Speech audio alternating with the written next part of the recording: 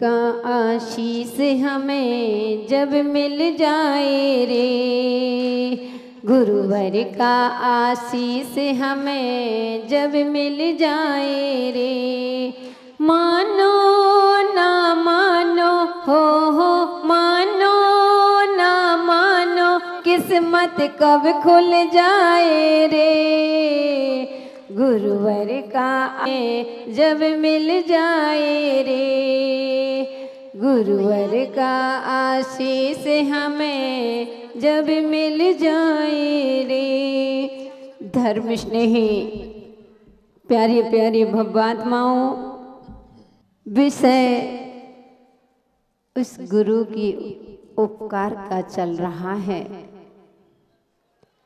वास्तव में अगर जीवन बदलता है तो गुरु के चरणों में ही जीवन बदलता है। अगर श्रद्धा के साथ, भक्ति के साथ एक बार आपने अपने जीवन को गुरु के चरणों में समर्पित कर दिया तो नियम से एक दिन तुम भगवान बन जाओगे। आज मेरे पास चर्चा आई, लोग कह रहे थे कि माता जी ये बताइए, हम 3-4 दिन से सुन रहे हैं, वो मैंने आपको कई बार सुना, लेकिन आप यही कहते हो जब देखो गुरु की चर्चा। जब भी आपके मुख से निकलता है तो गुरु की चर्चा निकलती है। आखिर जीवन में गुरु क्यों जरूरी है? तो मैंने उनसे प्रति प्रश्न किया। मैंने कहा कि मैं ये तो पहले बाद में आपको बताऊंगी, पहले आप ये बताइए कि जीवन में माँ जरूरी क्यों है। क्या प्रश्न किया मैंने कि जीवन में, तुम्हारे जीवन में माँ का क्या महत्व है? तो बोले अरे माँ का जीवन में बहुत महत्व होता है, अगर माँ ना होती तो हम इस संसार में नहीं आ सकते। मैंने कहा बस बंधुओं, अगर माँ ना होती तो इस संसार में नहीं आ सकते थे, और गुरु नहीं होंगे तो इस संसार से कभी पार नहीं हो सकते। इसलिए बंधुओं, क्योंकि दुनिया में अगर सबसे बड़ा होता है तो गुरु होता है। एक बार जब देवों के बीच में चर्चा चल रही थी, विचार विमर्श चल रहा था, उन्होंने कहा कि दुनिया में सबसे बड़ा कौन होता है। तो वहां पर जैसे आज यहाँ पर इस बंगाई गांव में नगर नगर से सारे भक्तगण आए हुए, ऐसे ही वहां पर मेला लगा हुआ था। यही मेला था, दूसरा मेला नहीं था, यही मेला लगा था। तो देवों ने कहा ये बताओ दुनिया में सबसे बड़ा कौन होता है। तो बंधुओं, बाहर से आए हुए थे, काफी लोग आए हुए थे, वह खड़े हो गए। सबसे पहले तो महावीर जी खड़े हो गए। वे कहते हैं कि अगर दुनिया में सबसे बड़ी है तो पृथ्वी है। पृथ्वी इतनी क्षमाशील होती है, उसके ऊपर मल विसर्जन करते हैं, मूत्र विसर्जन करते हैं, इतना पैरों से डालते हैं। पृथ्वी जैसे क्षमा दुनिया में शायद किसी के अंदर हो, इसलिए दुनिया में सबसे बड़ी है तो पृथ्वी बड़ी है। बंधु वहीं पर बैठे हुए थे मिंटू जी, बहुत तर्क करते हैं, बहुत प्रश्न करते। बोले बताओ पृथ्वी अगर सबसे बड़ी है, अगर आप पृथ्वी को सबसे बड़ा कहते हो तो ये बताइए कि वह नाग शेष के ऊपर क्यों खड़ी है। जैनेत्रों की मान्यता रहती है कि वह शेष नाग के ऊपर क्यों खड़ी है, इसलिए पृथ्वी बड़ी नहीं है, शेष नाग सबसे बड़े हैं। बंधु सभी ने तालियां बजाने लगे कि हाँ शेष नाग बड़े हैं। तो तीसरे व्यक्ति उन्हीं के भाई थे विजय जी, वे खड़े हो गए कहते हैं कि कैसे तुम बात कर रहे हो? कौन कहता है शेष नाग बड़े हैं? अगर शेष नाग बड़े हैं तो शंकर जी के गले पर क्यों पड़े हैं? इसलिए दुनिया में शंकर जी बड़े हैं। बंधु, अब अभी बंगाई गांव वालों की चर्चा चल रही है। बोले सबसे बड़े शंकर अगर शेष नाग होते तो शंकर जी के गले में क्यों पड़े? इसलिए ध्यान रखना, सबसे बड़े हैं तो शंकर जी बड़े हैं। बंधु, ग्वालियर वाले पास में ही बैठे थे, सुनते सुनते परेशान हो गए। उन्होंने कहा कि अगर शंकर जी बड़े हैं, आप शंकर जी को ही बड़ा मानते हो, तो बताओ कैलाश पर्वत पर क्यों पड़े हैं? इसलिए सबसे बड़ा है तो कैलाश पर्वत है। चलो, सभी ने समर्थन कर दिया कि कैलाश पर्वत सबसे बड़ा होता। फिर बंधु, छत्तीसगढ़ वाले भी बैठे थे वहीं पर। वे कहते हैं अगर आप कैलाश पर्वत को बड़ा कहते हैं तो ये बताओ पर्वत को बड़ा कहते हो तो वह हनुमान के हाथ में कैसे आ गया? जब लक्ष्मण को शक्ति लगती ना तो कहते हैं कि जड़ी बूटी मंगाई थी और वो पूरा पहाड़ के पहाड़ उठा। तो बोले भाई पर्वत बड़ा है तो हनुमान के हाथ में क्यों आया? इसलिए दुनिया में सबसे बड़े हैं तो हनुमान जी हैं। बंधु, किशनगढ़ वाले भी बैठे थे, विनोद जी पाटनी कहते हैं अगर कैलाश पर हनुमान जी बड़े हैं तो ये बताओ रामचंद्र जी के चरणों पर क्यों पड़े हैं? इसलिए दुनिया में सबसे बड़े रामचंद्र जी हैं। बंधु, वहीं पर बैठे कौन, नैला वाले कि दूसरे? नैला वाले बोले ये बताओ कि अगर हनुमान जी बड़े हैं तो रामचंद्र जी के चरणों में पर क्यों पड़े हैं? इसलिए ध्यान रखना, दुनिया में सबसे बड़े हैं तो रामचंद्र जी हैं। लेकिन जिज्ञासा तो जिज्ञासा है, कौन तुम्हारी बात को सत्य होने देंगे? बंधु, सभी लोग, सारे भक्त लोग उनसे, नैना वालों से क्या ये बताओ कि तुम सबसे बड़े अगर रामचंद्र जी को कहते हो तो ये बताइए कि गुरु वशिष्ठ के चरणों पर क्यों पड़े हो? बंधुओं, बात स्पष्ट हो जाती है कि दुनिया में गुरु से बढ़कर के कोई नहीं हो सकता। जीवन में होता है तो गुरु होता है। ऐसे ही बंधुओं, जिसके जीवन में गुरु आ जाते हैं उनके जीवन की शुरुआत हो जाती है। मैं अपने गुरु के बारे में कितने संस्मरण सुनाऊं? मैं इतना कहती हूँ कि एक बार अगर आपने आचार्य विराग सागर जी महाराज के दर्शन कर लिए तो एक नहीं 5-5 आचार्यों के एक साथ तुमको दर्शन होते हैं। जब उनके ज्ञान के बारे में देखते हैं तो आचार्य विद्यासागर के दर्शन होते हैं, तर्क के बारे में सुनते हैं विद्यानंद जी के दर्शन होते हैं। जब उनकी सरलता को देखते हैं तो आचार्य वर्धमान सागर जी के दर्शन होते हैं। और कहते हैं जब उनकी प्रवचन शैली सुनते हैं तो कहते हैं कि कौन से, कहते हैं कि धर्म सागर आदि महाराज के दर्शन हो, विमल सागर वात्सल देखते हैं तो विमल सागर महाराज के दर्शन होते हैं। और गुरु तो हमारे गुरु ही हैं। इसलिए बंधुओं, हमारे गुरु के बारे में और हम आपको जितना भी कहेंगे तो वही होगा कि अंधा बाटे रेवड़ी अपने अपने को दे, उससे से करे प्रशंसा अपने गुरु की हो।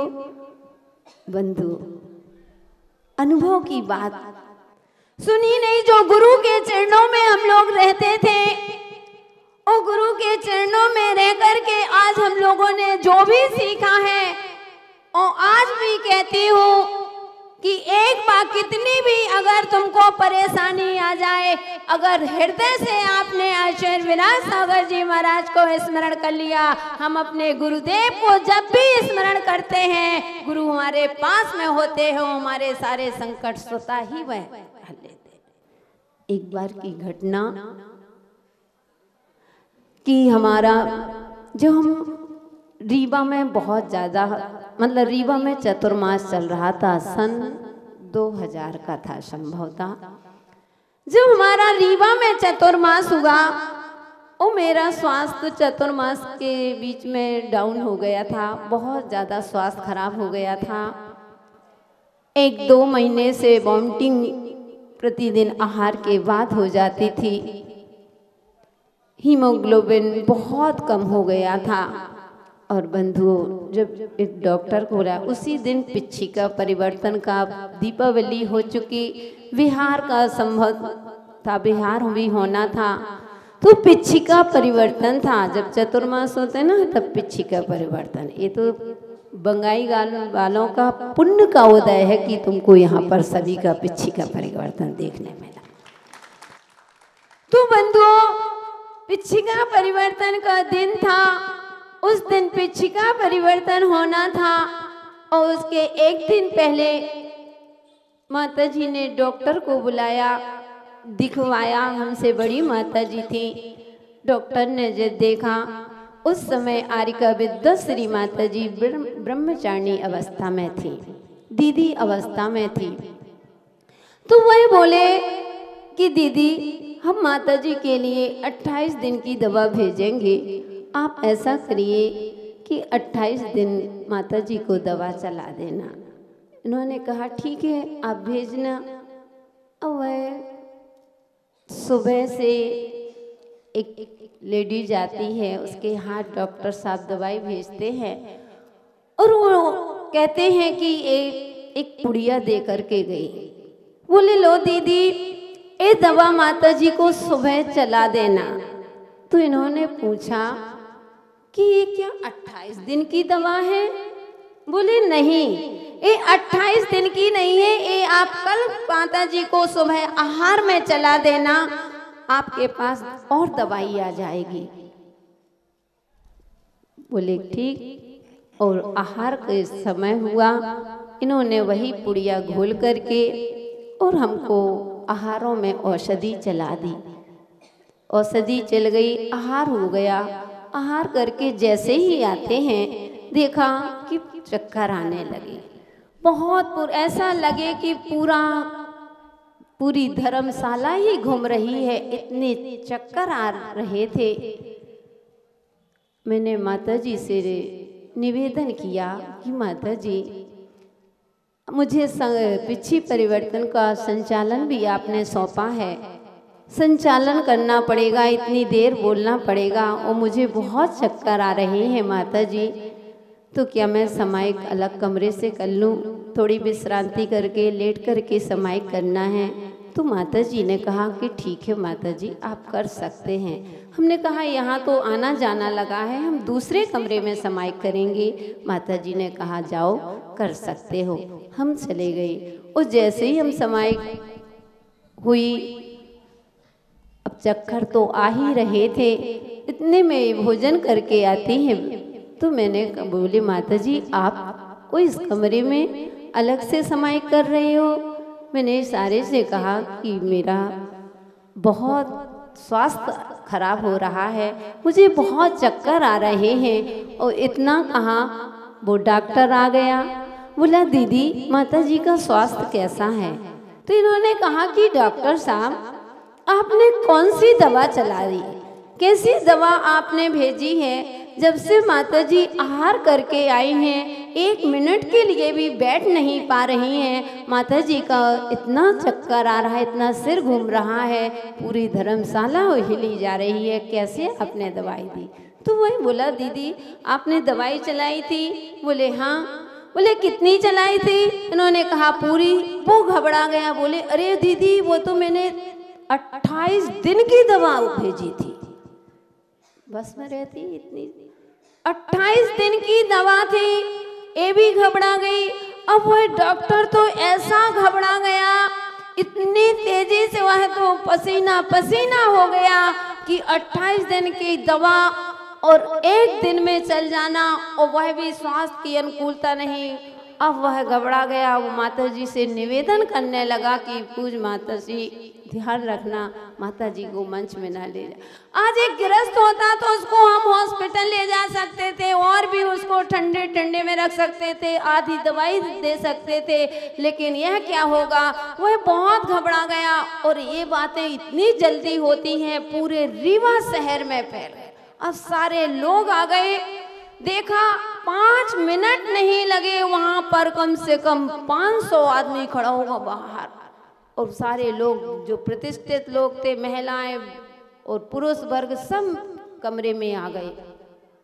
मैंने सोचा इतनी जल्दी, तो बोले माता जी आप मंच में नहीं जाएंगे, आपको 28 दिन की दवा चल रही, अगर कुछ होने पाया आप मंच में नहीं जाएंगे माता जी, प्लीज माता जी, प्लीज माता जी। अब सुनते रहे।